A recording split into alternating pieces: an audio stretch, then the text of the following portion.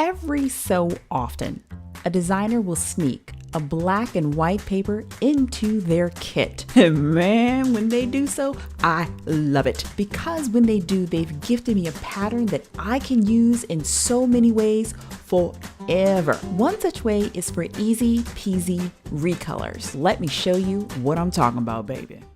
Here's a simple black and white pattern. Now I can change the black portion of the pattern or the white portion to any color quite simply. First, click on the Create New Fill or Adjustment Layer icon in the Layers panel. Then select the Solid Color Fill Adjustment layer. Next, choose your color. Any old color will do. Then click OK.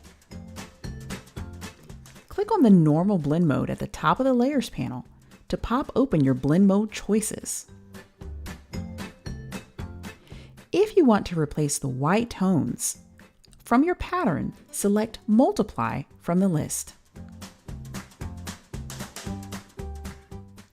If you want to replace the black tones in your pattern, select Screen from the list.